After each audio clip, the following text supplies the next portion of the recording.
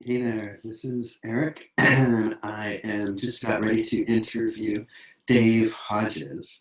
So, Dave is the guy who started the Church of Entheogenic Plants over in Oakland, or, it's known as the Zide Door.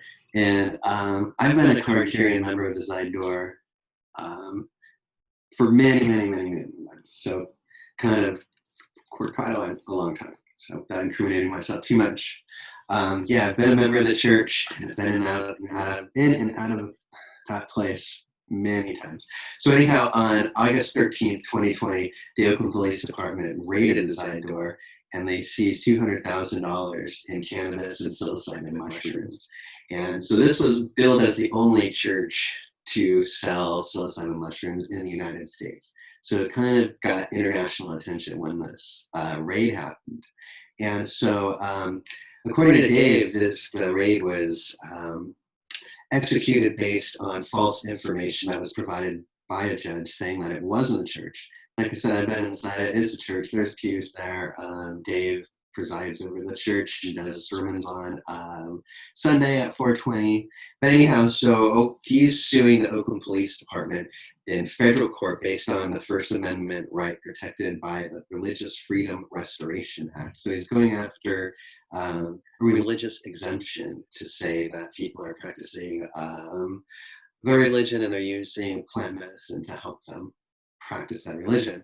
So this is going to be an interesting fight. So this is going to be a really interesting conversation. So stay tuned. Dave's going to ring me in just a second and I'll bring him on board.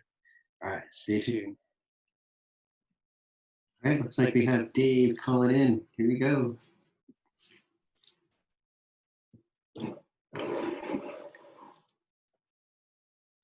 Hey there, Dave. Can you hear me?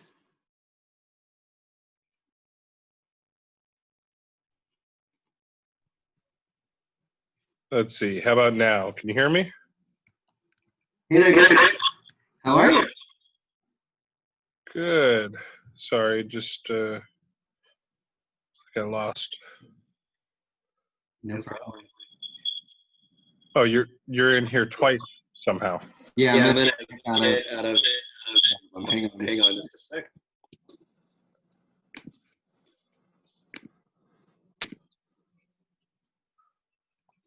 There we go. Sweet. All right, cool. Well, man, hey, thank you so much for taking the time to do this interview with me. Yeah, no problem.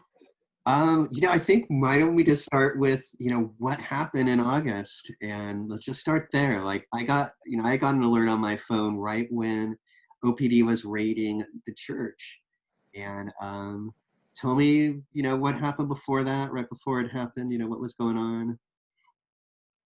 Well, I mean, it was just a normal day like any other day at the church. Out of the blue, they show up and, we assume that they were for something else in the neighborhood because it's a fairly high crime neighborhood. So we weren't thinking, oh, they're coming after us. But sure enough, they came to the door. I mean, you've seen the videos, right? Hello? Oh yeah, absolutely. I've seen the videos. Yeah. Well, then you pretty much know it from there is, they come to the door and they treat us like we're some sort of cartel or something. It's pretty hilarious. So they had guns drawn. Tell us, how many people showed up and, were they immediately aggressive? Oh yeah, they were very aggressive. You can kind of see the mood of the whole thing from the very first part of the video. The guy who's on the warrant and the one that caused all of this is Officer John Romero. And he comes to the metal gate and tries to rip off the metal gate, as if the security gate is something that you're just going to be able to pull on and rip it off.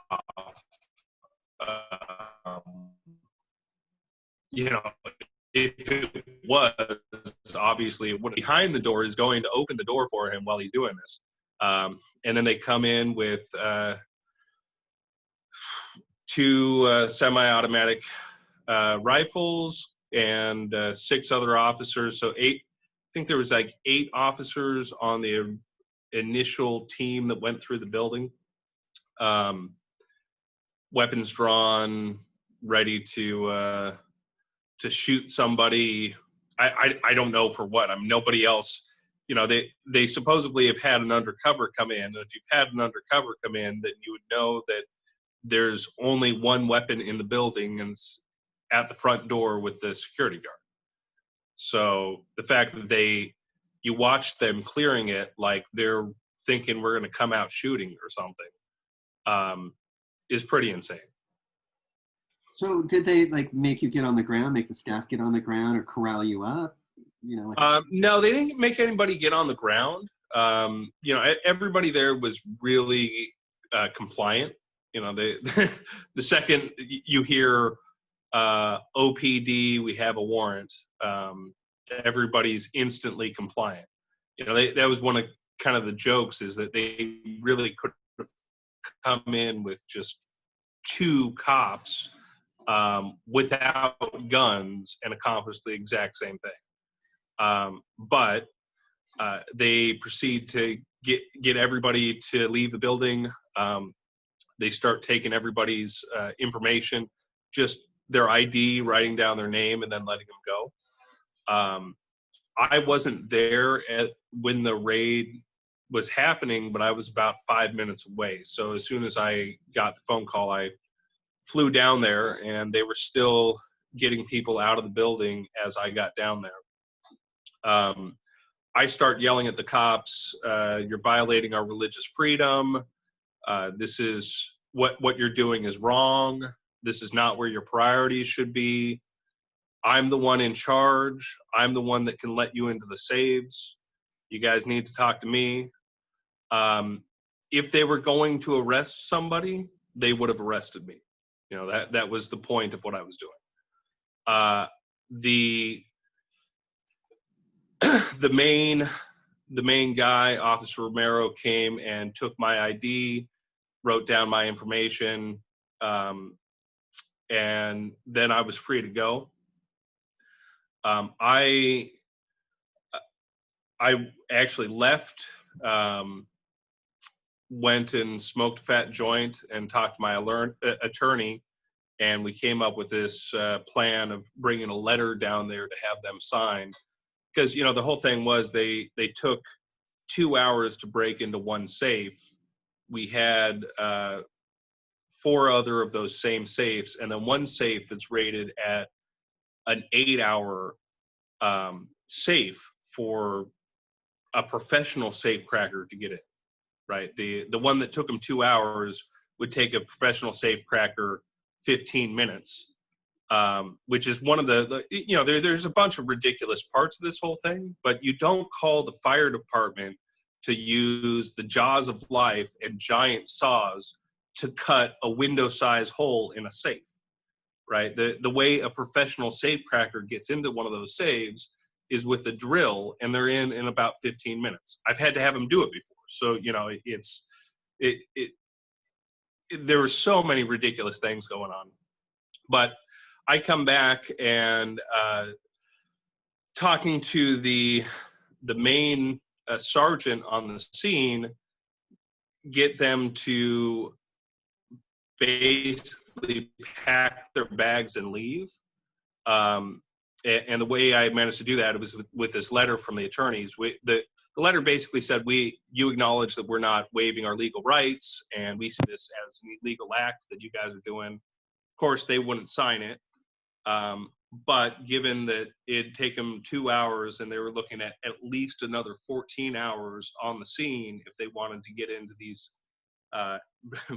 the one they really wanted to get in was an empty safe, right? So the negotiation was, I'll let you into the empty safe, and you'll pack your bags and leave.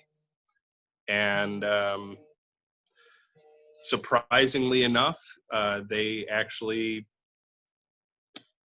held true to the negotiation, which, you know, they didn't take their surveillance system.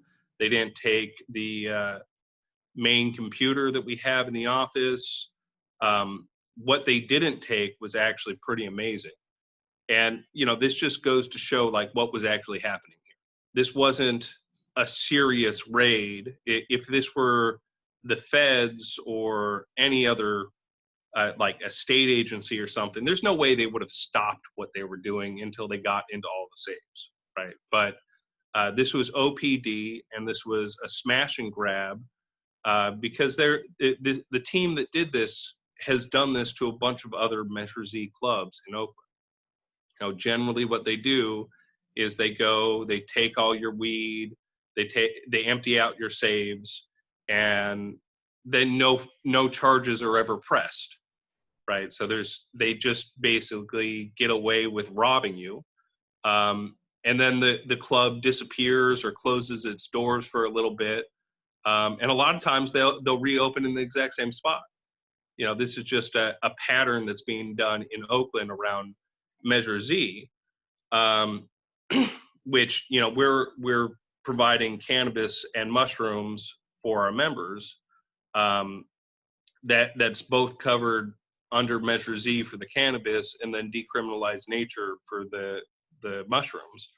Either way, it should have been the lowest priority for law enforcement to go and do this. But generally what happens is they'll do this to a Measure Z club. They'll get a large amount of money, they'll shut the club down, and then the club disappears and the cops get to keep the money.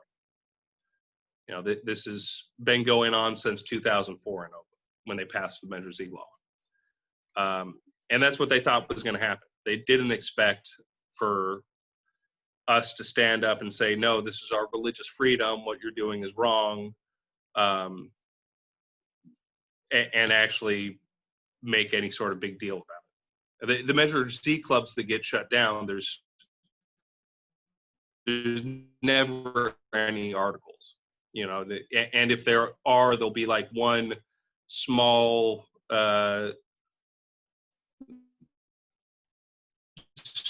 story about they're used to just getting away with robbing these places. Yeah, absolutely. So. We should explain really quickly to folks that aren't too familiar with what Measure Z means. It's basically, let me just see if I'm right. They've this Oakland voted on this, and they made marijuana. They decriminalized marijuana, and then they made it the lowest enforcement for law enforcement, right? So it's on the lowest bottom of the list of things to enforce. And then because of the disparagement between folks just couldn't get in and open up dispensaries, so they started kind of looking the other way, right, and allowing these dispensaries known as Measure Z clubs to continue to sell cannabis to the public under the guise of decrim and the lowest enforcement, right? Is that kind of how it was working? Yep. Yeah, and then so they voted again. Yeah, I mean, these still exist today. Yeah. There are multiple Measure Z clubs in Oakland, and exactly, they made it the lowest priority for law enforcement, and they were told to look away, but the secret side of what's been happening since 2004 is occasionally John Romero, and it's really only him because there's only one member of law enforcement in Oakland that's allowed to do these sort of things, goes around and does a smash and grab and shuts them down. So it was a voter initiative, and what's really significant about it is it's a voter initiative that was the basis for what decrim nature Oakland did. Right. So if you look at the decrim Oakland language, it's basically identical, other than listing more than just cannabis to Measure Z. So they're really pretty much the same thing. Yeah, okay. So for those out there that are following along, you're just talking about now that they've legalized plant medicine or decriminalized plant medicine. I mean, so we're talking about things as well as fungus, so things like mushrooms, different forms of cactus, right? Is extracted DMT something that would fall under this exemption? Yeah, actually, extracts do fall under it. Okay, We haven't provided any at the church yet, but that is something that we may do in the future. awesome. Yeah. Um, So I've been a member of the church. I've been inside the church, and it's a legitimate church. I think let's talk a little bit about the church. Tell us about why you started a church, and tell us how it's structured and how you use plant medicine. well, so the church actually started as a cannabis church, and the opportunity kind of presented itself to me in January of 2019. The property was available, and a couple people were really trying to get me to step up and do it. So we started as a cannabis church, and then in always believing that all plants have very, very powerful uses, but cannabis was the lowest priority in Oakland, and if somebody was going to do this, it made a lot of sense to do that sort of thing in Oakland. Then decriminalized nature comes along in June of that year, so really 5 months after we opened, and that was really kind of a sign that we needed to provide other things. Now that the opportunity was there, and we definitely support it. So now, out of what decriminalized nature did, they listed a few different plants in there, including, well, ayahuasca is a mix, but ayahuasca, iboga, peyote, and psilocybin mushrooms. And out of those, the only one that's really kind of safe for people to have their own experience without a shaman, it is the mushroom. The rest of them, I mean, like iboga is extremely powerful, but you really need medical treatment before and after, even during, just to make sure you don't have any of the bad side effects that can happen with it. Peyote is an endangered species, but it's also a high dose mescaline trip. Somebody could be experiencing that for, I've heard stories of 2 or 3 weeks under the influence. So that's not something that we really want to just say, hey, go have your experience and then enjoy being tripping around Oakland for 2 weeks. It's really something you need in the context. And then ayahuasca, again, is not something that you just take a bag and go do. So that really leaves it with mushrooms. And mushrooms are something that's been calling me for a very, very long time. In fact, I go to Burning Man every year, and the year before this, 2018, I had told my friend Rick Doblin, hey, I really, I've been using nothing but cannabis my whole life, and I'm feeling drawn to do mushrooms. Maybe I'll do them with you next year at Burning Man. Little did I know in between then and the next burn that the church was going to start providing mushrooms. So the first time I actually ever tried mushrooms myself was when the church was going to start providing them. And,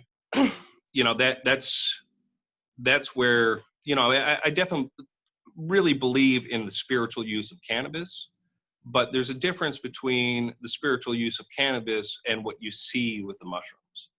And what was really kind of strange for me when I started doing mushrooms, the very first high dose I did was 5 grams. And, amazing experience. But I came out of the journey repeating the phrase, you need to learn how to breathe and you need to do more mushrooms. Right? I'm like, it's kind of weird, but I'm like, well, I know that the LD50 with mushrooms is extremely high, so I'm not going to die if I do more mushrooms.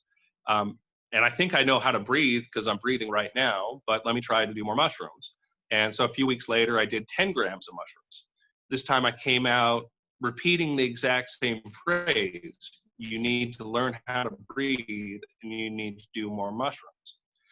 And at this point I was like, okay, well, let me just Google how to breathe. So if you Google how to breathe, there's a TED talk and multiple doctors talking about how, as a society, we've forgotten how to breathe. And what's happening is there's actually a new disease that's happening with old age, where people have stopped using their diaphragms to breathe with, and they're using the upper halves of their body to breathe. So we literally have a new disease created just by people not using the muscle they have to breathe with. And what was really significant about that is I was one of those people. So that's where things got really weird for me, because how did I know that I didn't know how to breathe, right? And that was, that in my mind, that leaves only two possibilities, and both are pretty amazing. The first one would be that the mushrooms allowed me to connect with something inside myself that physically knew I wasn't breathing right, and then allowed it a path to actually communicate with me. And if that's what happened, that's pretty amazing. So after all the other high dose journeys that I've done, I actually believe the other possibility, which is that there are spirits and entities on the other side. And they have been guiding me along my process. And they knew that one of the very first things that I needed to do was learn how to breathe right before going further. So again, that's where things really kind of got weird for me. There's a much longer story, but then I continued to go up in 5-gram increments, just following the guidance of the mushrooms. Every time getting a clear message followed by do more mushrooms. I do 5, 10, 15, 20, and then 30. 30 is the highest dose that I ever done. And, during these, I've met many different entities. I've had many really profound experiences that you can really only describe as spiritual journeys. But the 30-gram message was everything will be okay. And that was it. There's not do more mushrooms. So that's where I kind of found the most that I need to do, at least right now. And then after that, just on a regular basis, at least once a month, I would do somewhere between 15 to 25 grams. And this really helps with the sermons and also describe what's going on. But when you're talking about where religion came from and understanding like what our ancient ancestors would have experienced, there's no doubt in my mind that the origins of religion and abstract human communication came from our ancestors eating these mushrooms. So it's been a wild ride, to say the least. But the mushrooms, again, for me, are the foundation of all religion. And that's really what we talk about in the church. We say the food of the gods by Terence McKenna is equivalent to our Bible. And that's where he first talks about the stoned ape theory and this concept that, as we were evolving, we would have come across these mushrooms. And if you eat a large amount of these mushrooms, you meet entities that provide you knowledge. Even if you don't speak their language, they're still able to communicate with you. And then once you've had this experience, you really would feel compelled to try to explain this to other monkeys. And that's basically the foundation of the church. And what I do in my own personal practice is eat these large doses, at least once a month, to try to understand where religion comes from and what is out there on the other side. That's amazing, man. There's so much to unpack there.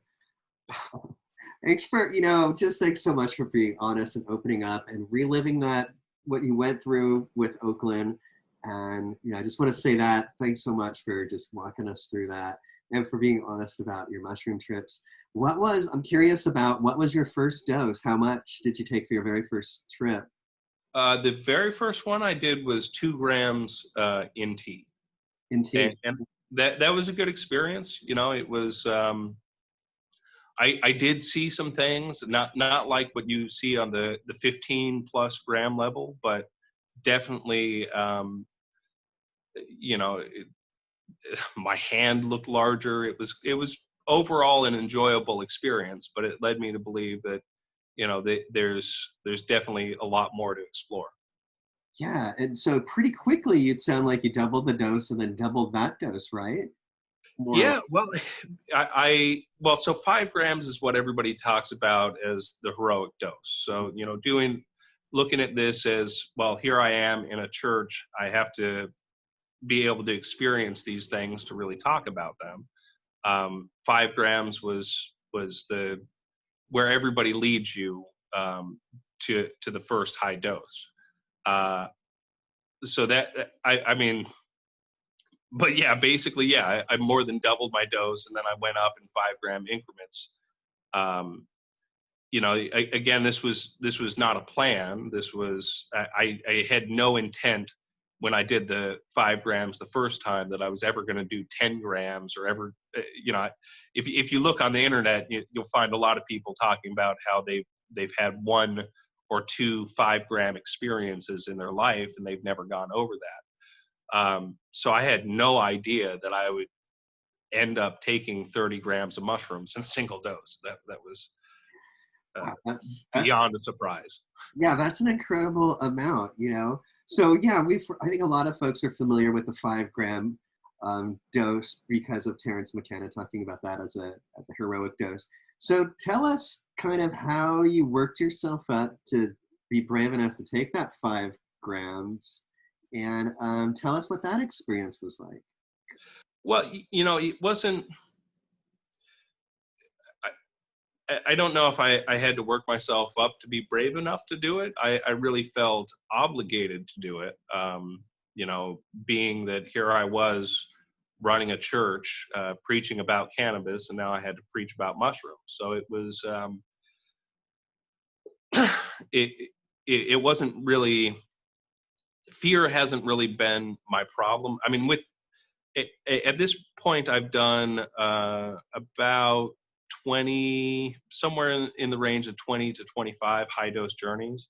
And I'll tell you, at this point, there is actually more fear than I had when I first went up through the dosage. At this point, I know what I may see, um, when I go into this, and I know that some of these journeys can be incredibly terrifying. But in my first journeys up to 30, I was really being guided by some entities, that were showing me what I needed to know and how to use these in the way that I needed to use them. I understand. That makes sense. So let's talk a little bit about, I think, you know, that's your Kalindi, who, how do you pronounce his name? Kalindi E. Yes. So I remember seeing him and like the flyers at the church. He was doing really high dose ceremonies. And that kind of blew my mind, you know. So was he an influence on you? Well, actually, he was, I kind of skipped over going up in the dosage, but so I did 10 grams and I did 15 grams. Well, the message coming out of 15 grams was there's more knowledge to spread and do more mushrooms, right? And at that point, I kind of freaked out a little bit. I was like, well, who's doing 15 grams of mushrooms? So I started Googling high dose mushrooms, and Kalindi was the guy that came up. Turned out that he was actually speaking at an event in Portland the next weekend, and I was able to make it to the event. So I go to the event, I walk in the door, the registration desk is to my right, and standing right in front of me is Kalindi. And he's the first person to say anything to me, and he thinks he recognizes me. We've never met before, right? This is the weird things that mushrooms have been doing to me. So, I definitely, that conference was really great. It was all about plant medicines. It was almost like it was created just for me. I I know it wasn't, but it was definitely very important that I was there. And that's where I first met Kalindi. And then he and I had been communicating back and forth because it's, one of the things that was amazing about him is he had been doing these high doses for about 40 years. So as far as experience in going in the 30 to 50 gram range and what's there and what the experience is like and where the knowledge is there, there was nobody else in the world who knew as much as he did. Unfortunately, he did pass away from COVID, and it's one of those great losses that we all have to deal with. But there is a lot of information that he's already put out there, and he did train some students. But he wasn't really necessarily an influence on me. It was more that I was guided to him, because he was another major part of this message and this dialogue and this journey. I really wish he was still alive. I had so many more questions I could have asked him, but I'm really glad that I managed to bring him out here to Oakland. And we had that talk, because he basically passed away a little more than a month later. So it was, there's many interesting things that have been happening on my path. And that was one of them, is that opportunity to bring him out here so many people could hear him talk, and so that I could interact with him more. But he was also going from a bit of a different perspective of what I do.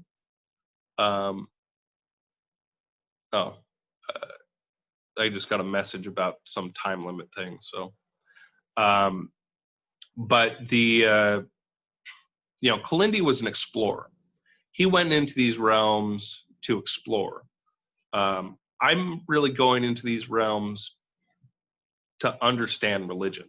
That's not to say that we're having different experiences.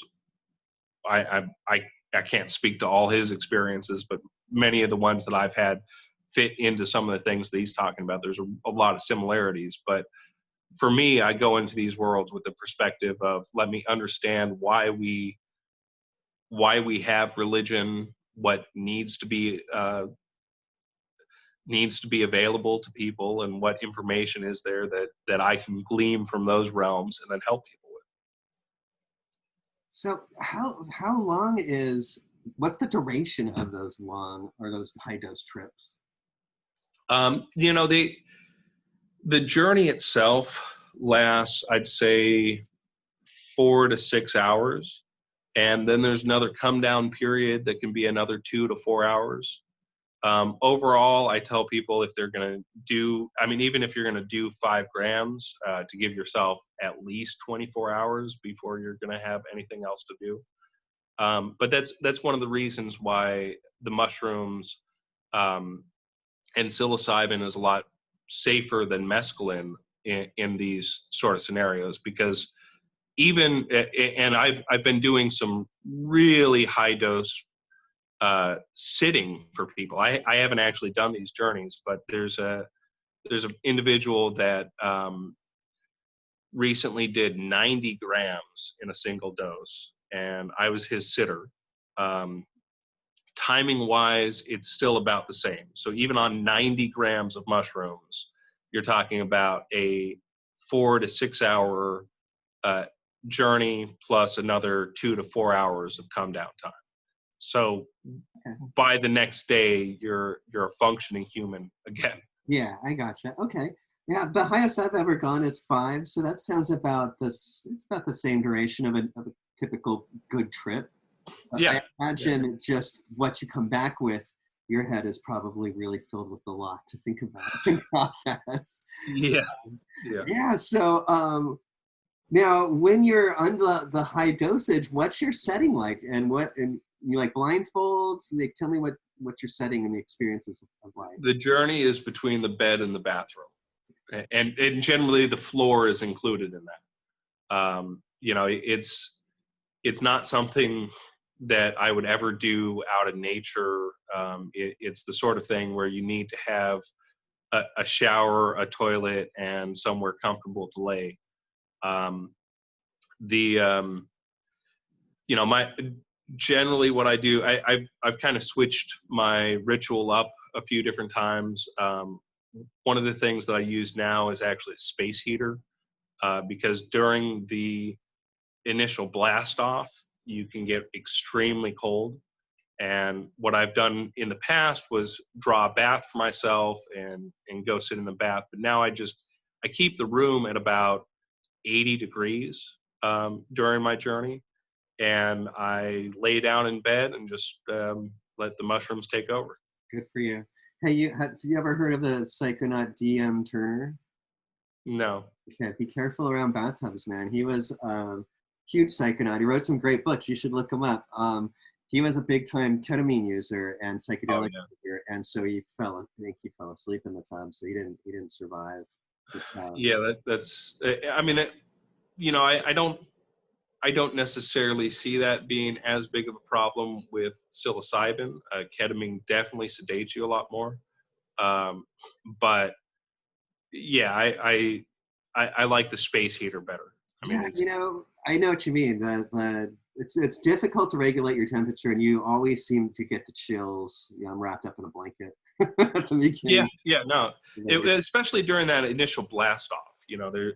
When they start really kicking in, I'd say within the first 45 minutes to an hour after you've consumed it, that's when I would generally get the real cold chill. But I've definitely been much more comfortable and not had that problem since I started using a space heater just to keep the room at about 80 degrees, 75, 80. Yeah, that's an interesting tip. I'll keep thinking about that. I like it.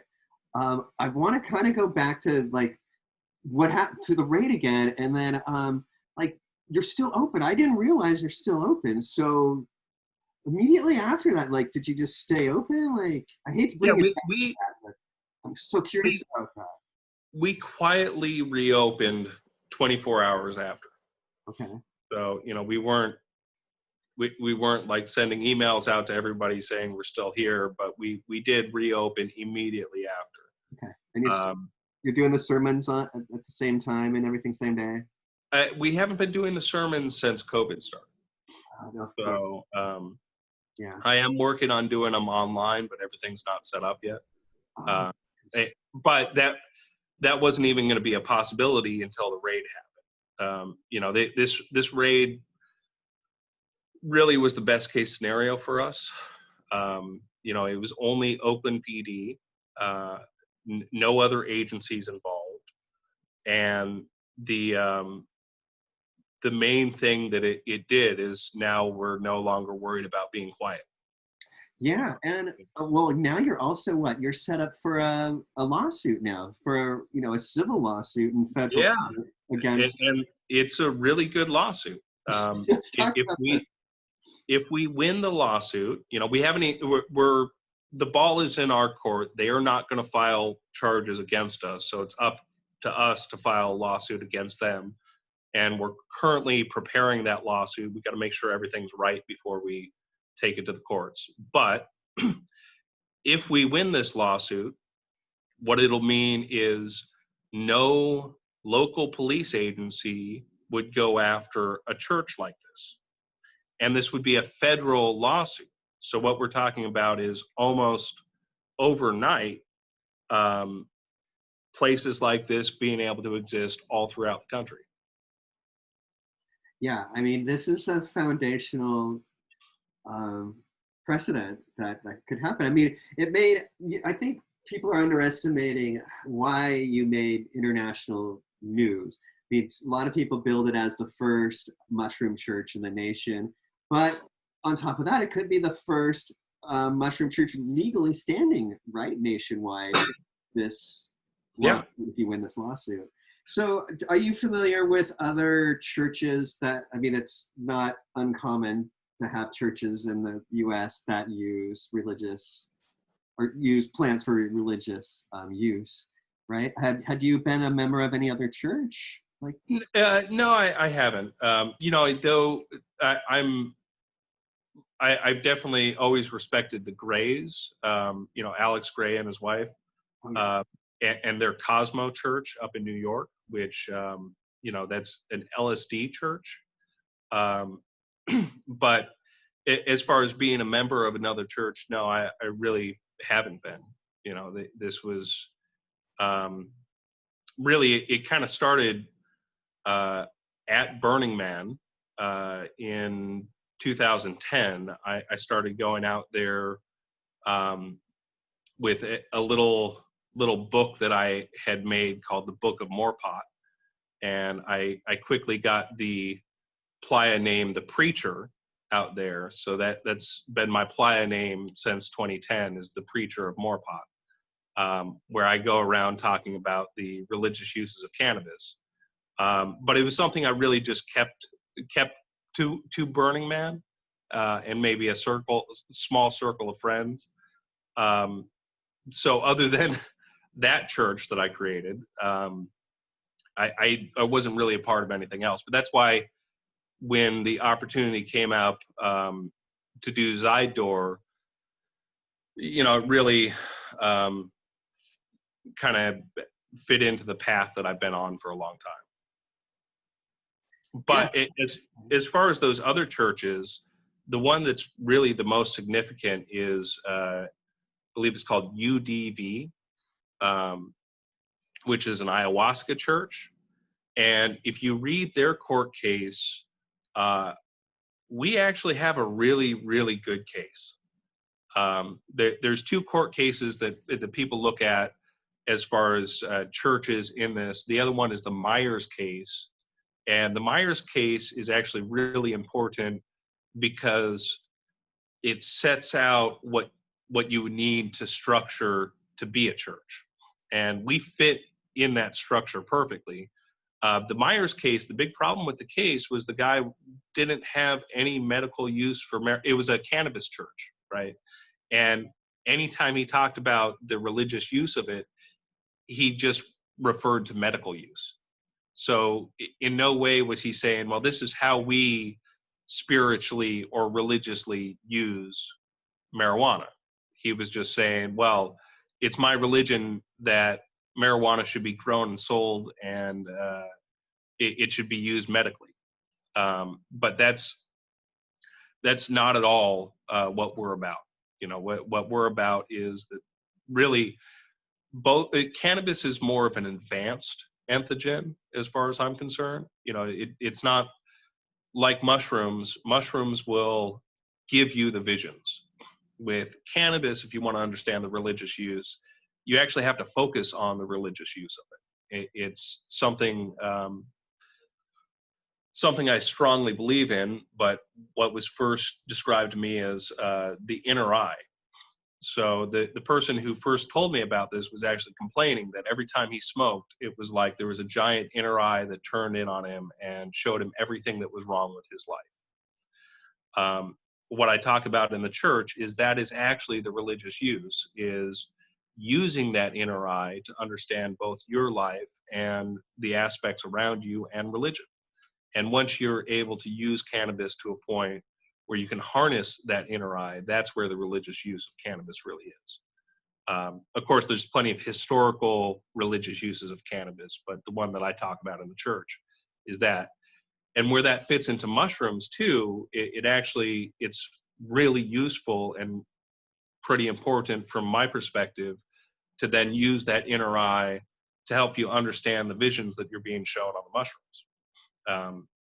Because these high doses, it's like you're sitting in front of the most HD screen that you could ever imagine. I mean, it's more than a screen. It's more like a virtual reality headset that you're putting on. You are going into these worlds. I even in some of my journeys have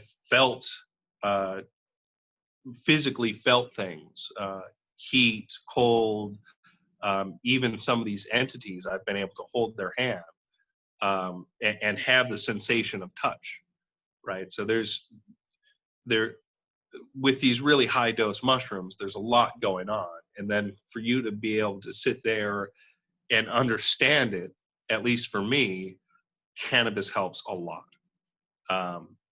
So we have everything set up to be as religious as possible, and if you ask us, why we're doing this, it's all for religious purposes. Nothing to do with medical. I mean, although medical, a lot of people are helped by both mushrooms and cannabis, and it's not to say that we think that they shouldn't use them for those reasons, but in the context of what we're doing, this is for your soul.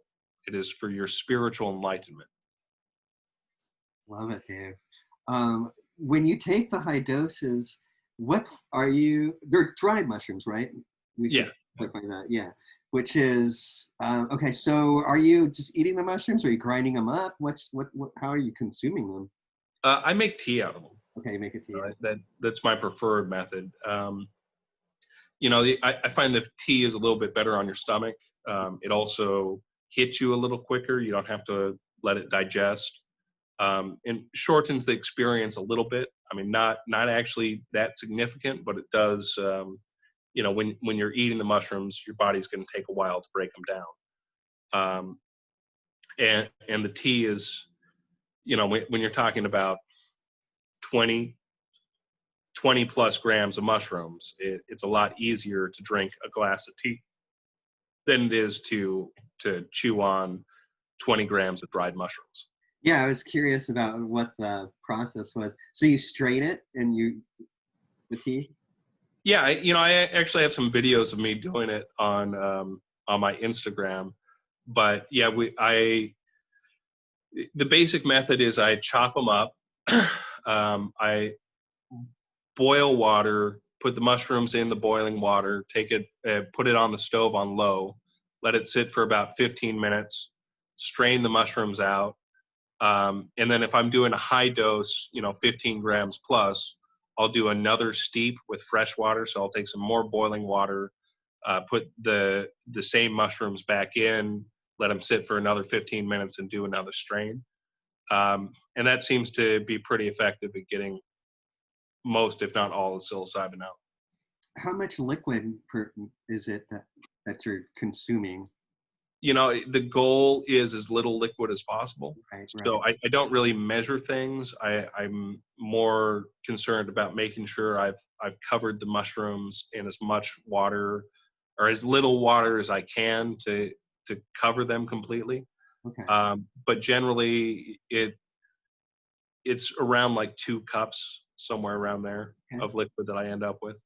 Have you ever experimented with the lemon tech process? Have you heard of that? Yeah, I have. I haven't really noticed much of a difference with it myself. I haven't tried it on a really high dose, but on the like 2 gram range, I haven't really noticed a significant difference. But I know a lot of people that say there is. So what I've noticed with the lemon tech is just I think it kind of takes away some of that as you're digesting it and you're converting it into psilocin, and you get that funky feeling.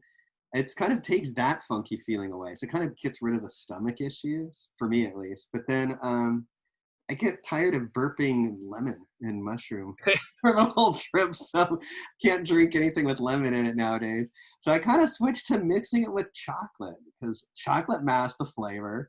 I like to eat the whole thing, because I figure, why waste anything? So I eat the whole thing.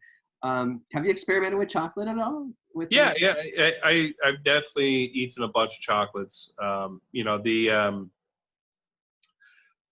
Again, for the high doses, I really like sticking with tea. But one of the interesting things with the chocolate is the MAOI inhibitor that's also in chocolate. Yeah, that's what I wanted. That's what I was getting at. Did you notice any different? Because it's a really low MAOI, but maybe it's in my mind. I feel like it's a little stronger. I I can't really tell you. It does mask the flavor really well. I mean, Yeah. if you're doing it, in a, I don't really like using the term recreational for any purpose, but if you're going to like a event or concert or something like that, the chocolates are definitely the way to go. Yeah. Um, there was actually during the psilocybin summit that was going on, there was and I can't remember his name off the top of my head, but there's somebody that was doing a talk on the ancient practices of these, and there was a method he was describing where the tribe would eat raw cacao 2 hours before doing the mushrooms. And I think there's probably something pretty significant about that as Yeah. far as the MIOI inhibitor effect. Yeah. Um, That's how ayahuasca works. So you yeah, got the DMT and you got the MAOI, and it allows, so that enzyme doesn't break it down.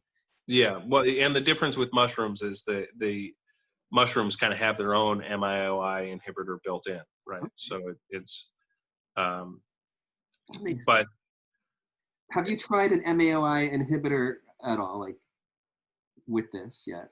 no, I haven't. My path has really just been to explore the mushrooms themselves. Eventually, I'm sure I'll mix it up a little bit more, but I'm I I've had over 20 journeys so far, and I don't feel like I've even got close to understanding everything yet. So there's plenty of more work for me to do just with the mushrooms themselves. Yeah. So you experienced the cosmic oneness, right? Where you felt, Yeah. at what dose what dose did it take for you to experience that? And tell me what it was like for you your first time feeling that.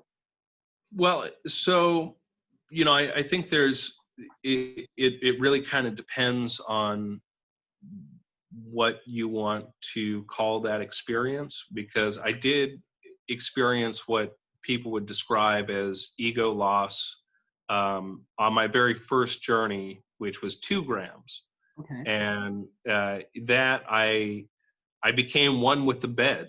I was no longer me. I literally did not exist, and at a point where I had to get up and go to the bathroom, the bed agreed that I was allowed to separate from it, right? So, um, definitely the oneness of everything around you can happen at a lower dosage. On the one that I would describe as the cosmic oneness is actually what I talk about as one of my most spiritual journeys. Um, and it was actually kind of a mix of different mushrooms. It wasn't one of the journeys that I really, most of the ones that I'm doing, I'm focusing on one type of mushroom, and I have it exactly weighed out. This one was around 15 grams, and part of that 15 grams was a couple fresh mushrooms that I had been gifted. So it was in the 15 to 20 range, somewhere like that. And in that journey, I was pulled through heaven, hell, and all the dimensions in between, and I landed in a place where there was nothing but light. And I no longer existed. It was, from what I describe, the perspective of God before God created anything. So it was actually kind of boring. That was the feeling that I got. The message I got out of that journey was one of the more profound messages that I've got so far, which was, if you were God, what would you ask yourself? And of course, I was given a few answers, and it just gets deeper. So if you were God, the knower of everything, the creator of everything, what could you ask yourself? And what I was shown was the answer, what am I?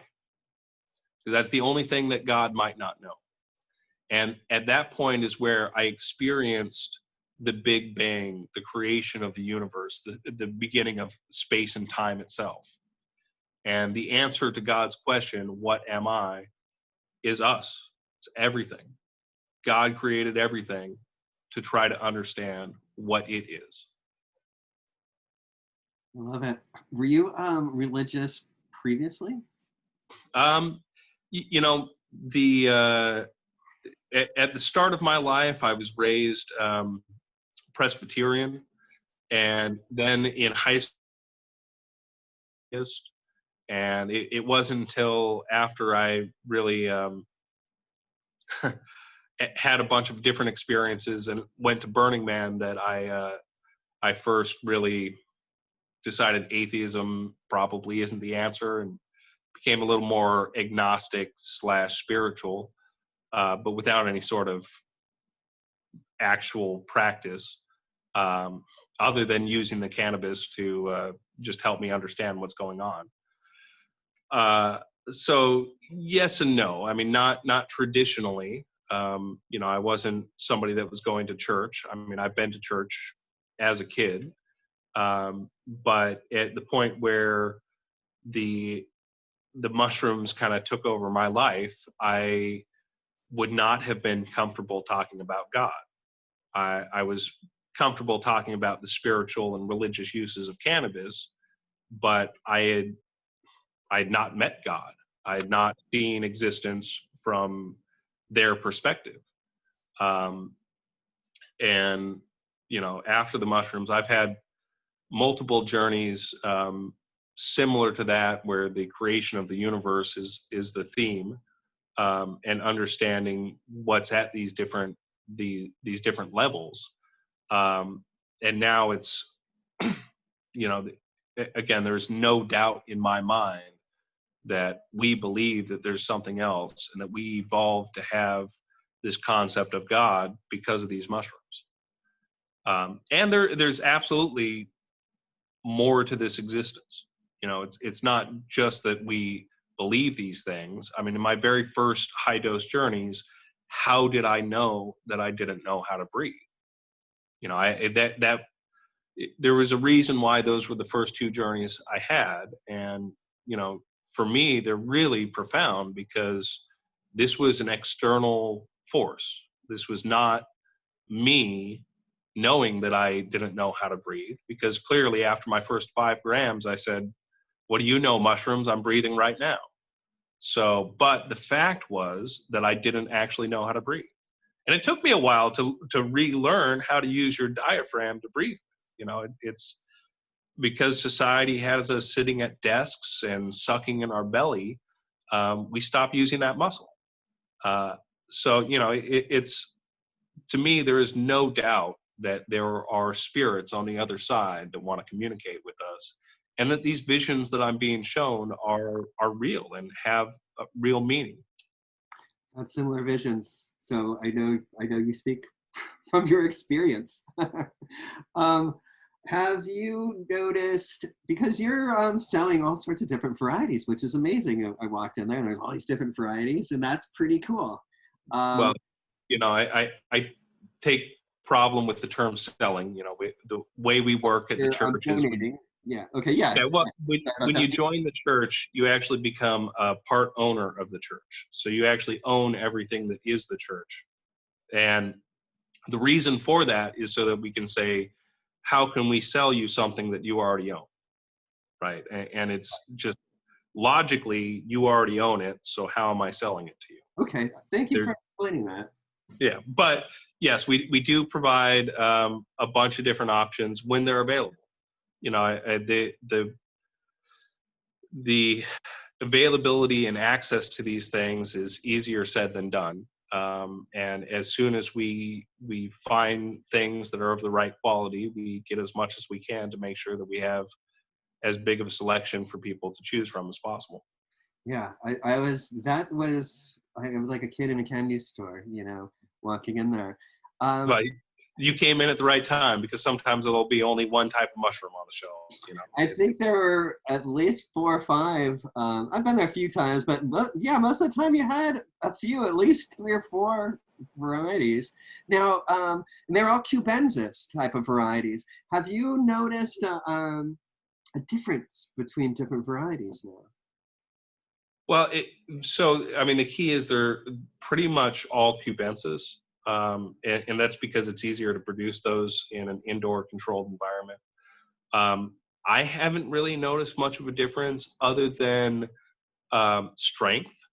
You know, depending on who's growing them, really it's um, calcium in the substrate converts directly into psilocybin. So if you have mushrooms, any strain of cubensis grown with no calcium, they're going to be weak. A lot of calcium, they're going to be strong. So what I've noticed is a difference in strength, if anything, just based on the grower. But one of the things that Kalindi talked about was it's actually the different strains other than cubensis that have different effects. So, you know, again, we lost a huge resource when he passed away, but I did have some good conversations with him, and one of them was exactly about this. And it's you know, there's like 120 plus different strains like cubensis that have different effects, and Kalindi said that some of those do have significantly different effects. But in the strain of cubensis, which is what, you know, we're all used to in the available market, basically, those are all pretty much the same. Yeah. I mean, I do know some people who say that one will have more of a spiritual effect or one will have more of a visual effect, but from my own experience, it's really more about how strong they are. Yeah, I would concur from my experience as well. And I'm kind of wondering if it will go down that route, like how cannabis is described. And, you know, I'm wondering if it's going to get to that point where, you know, everyone's talking about the different unique combination of terpenes in one strain, and that has so many different effects. But I have, now, have you tried outdoor loving, like wood loving outdoor mushrooms yet? You know, I've tried a few different things that I've been gifted that I believe were collected from outdoors versus grown indoors. You know, again, they've all been cubensis as far as I can tell. So, you know, it's the ones that that I work with the most are the albino A plus that we have, and that's just because I know the grower and he does a very, very good job of producing clean, strong mushrooms. I love it. Once in my lifetime, I was lucky enough to try the Azarescence that a friend Mm. brought from Oregon, and you know, I just thought they were like cubes, so I took my regular amount, and it was extremely stronger than what I was used to with the cubes. It was, Yeah, I would love to get my hands on some if I ever get my hands on those again, I'll let you of know. those for sure. It was Yeah, that was one of the very first times that I ever felt like ego death and the cosmic oneness. And I was kind of like yourself, an atheist. You know, I'm wearing a black metal shirt, and then I absolutely felt the cosmic oneness and realized, like, no, there's a lot more to this. And you know, I was lucky enough to be on Mount Haleakala, which is in Maui, amongst all these old trees, and I I see. felt everything talking to me. It was pretty incredible. Um, so I guess my couple more questions, and I'll let you go. I'm curious about any trips with LSD or anything that's a little more man-made on the psychedelic realm. The only thing I've ever done in my life are cannabis and mushrooms. Wow, that's Um, awesome. I mean, I've been smoking. I smoke a lot of cannabis. At my height, I was smoking equivalent of about 2 ounces per day. That's a lot. Um, What's your I, favorite? I'm down to maybe somewhere around an ounce a day. But any way you look at it, I smoke a lot of cannabis. But part of part of my path up until trying the mushrooms was to just show that cannabis doesn't lead to hard drugs or lead to anything else. Not that I haven't, you know, Rick Dovlin has been a friend of mine for uh, at least 10 years. And I completely support all the work he does, but it was just my own personal path of sticking to cannabis until the mushrooms forced me into the position I'm in. I'm sure eventually I'll do some other things. I have tried DMT a few times, but my asthma has stopped me from being able to actually blast off with it. I take one hit and then I'm unable to breathe, so it really kind of kills it. But I'm sure down the road I'll experiment with other things. But at the current point, my path is really just to understand the mushroom, and I don't know how long that's going to take me, but that's where I'm at. I love it. So I think we're going to stop there, man. I really appreciate you taking the time and Yeah, no speaking with problem. me. And I really hope others out there ask the right questions and we kind of get a better understanding of what happened, and what you're up to and why. I mean, you're looking to set precedent and you're looking to make these substances, these materials, these healing plants available to folks. Because one of the things that's starting to become a problem is just psychedelics, like you mentioned. Rick Doblin is the head of MAPS. Yep. And they're on the forefront of studying psychedelics, and they're next year looking at releasing MDMA, right, as a therapy for like treating PTSD. Yeah. And then there's lots of these ketamine clinics, and they're $500 a trip. You go in there, not to knock this medicine. It's medicine. It's helping a lot of people. But what you're doing is offering sacraments and healing plants at an affordable price. Let's not even use money, but you're making them available to folks that can't afford them. And what is your advice to someone that's not tried mushrooms for their first time? What's your advice? Let's stop there. You tell us, like, how do they get their training wheels on? Well, so we do have some guides on our website on zidedoor.com. But the biggest thing is to start small. Don't I would never want anybody to do 10 grams of mushrooms if they'd never done mushrooms before. It's really start at somewhere between half a gram to 2 grams is the most that you should do for your very first time.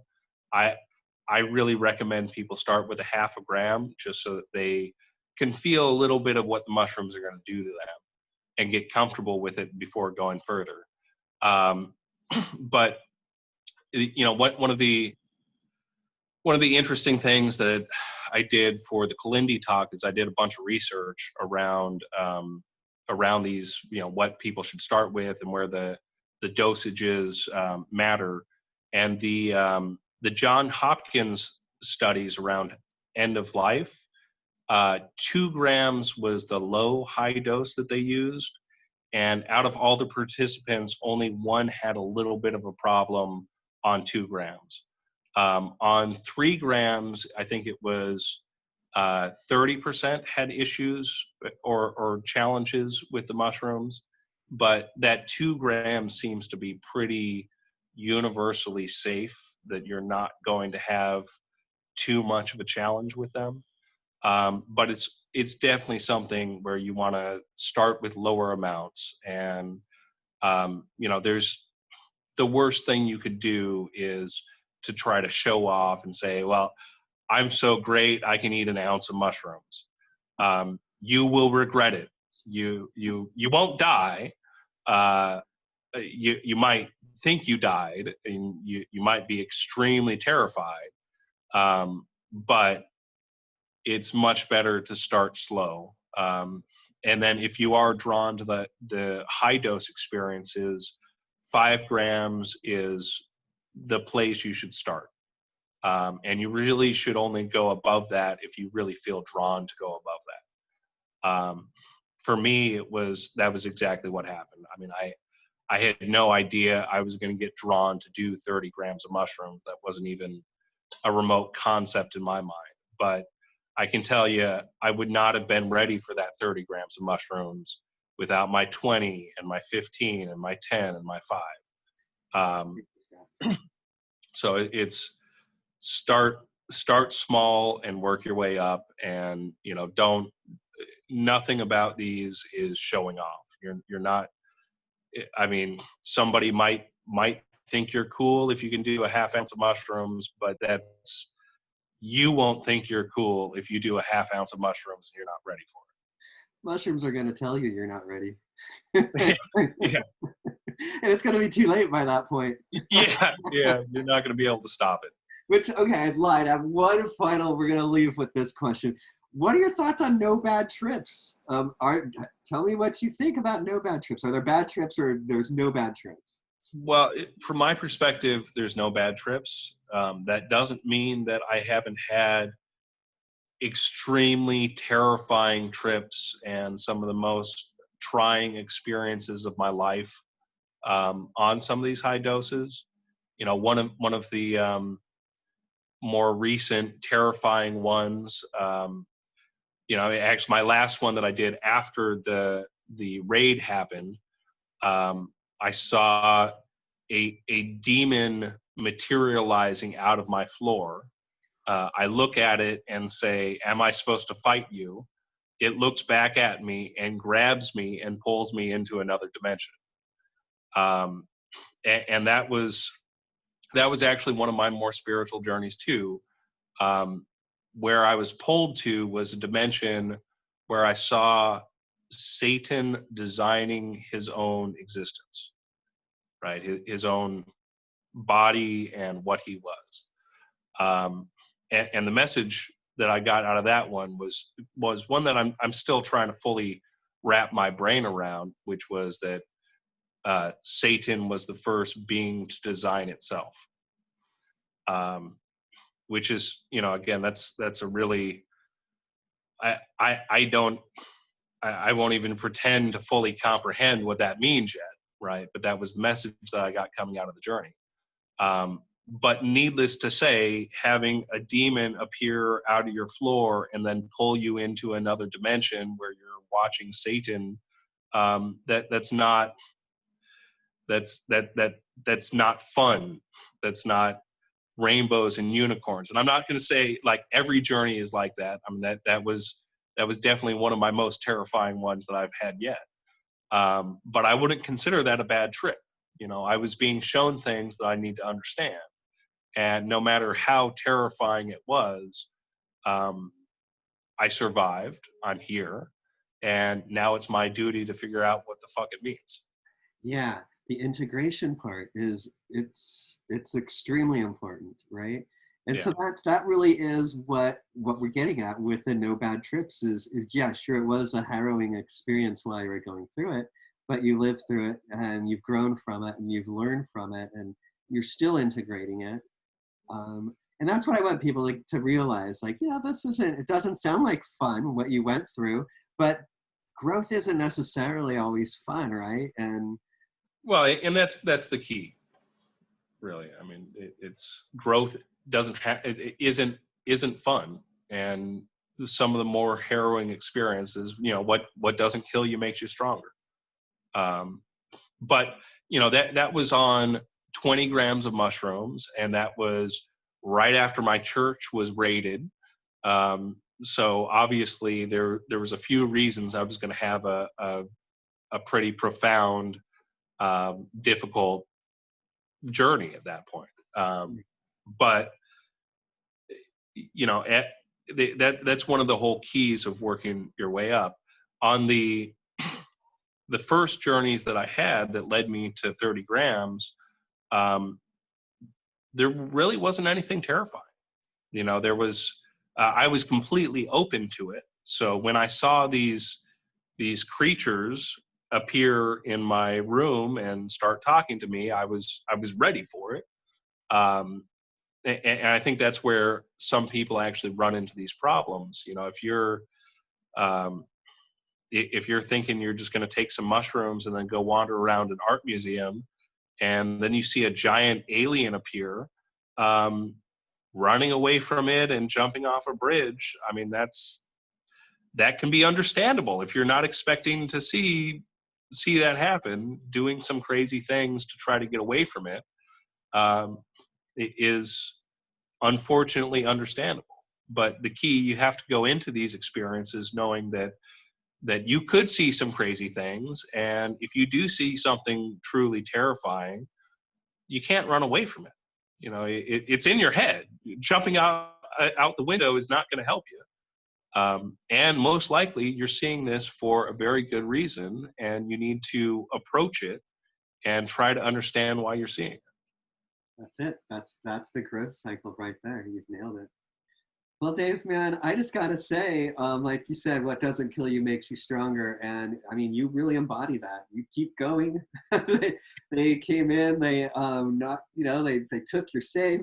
They took $200,000, or cut into the safe. They took $200,000 worth of medicine, and you kept going. You're still open, and well, I know a lot of friends that are just too afraid to take any psychedelics because of COVID, and it's a scary, uncertain time. And man, you've had a lot. You've had a friend die. You've had your church raided, and you're still going, man. And you're still persevering, and you're still trusting the plant medicine, and you're still out there preaching. And kudos to you, man. You know, I just Well, you know, and I just got to say, you know, I think actually this COVID time is a really good time for people to use these mushrooms, you know, to understand that there is something much bigger going on.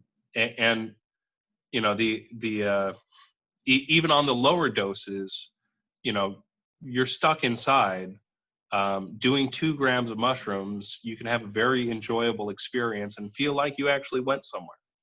You know, so there's a lot of good reasons for people to use these things right now, especially. absolutely, man. They are definitely keeping me afloat, and I feel as cannabis is like the acute maintenance that I go to every Yeah. every hour or so, every 15 minutes or so. And yeah, the deeper the psychedelics are, the ones that give you those deep lessons, and then you practice them. And I use cannabis to practice them. And I could talk to you all day, Dave, man. I really appreciate it. Our paths are going to cross soon. I'm going to come by the church, and you know, we'll smoke and, you know, just be Yeah. Well, we gotta get COVID over COVID. But I out of the picture. I want mean, to make but eye contact with you. I've met you previously before, but not, you know, now that we know each other. And yeah, I'm looking forward to finally being in your presence. yeah, well, I look forward to seeing you too. Thank you so much, Dave. Keep up the good work, No man. problem. I'm just stoked. I'm proud of you. Thanks. Have a good one. Cheers.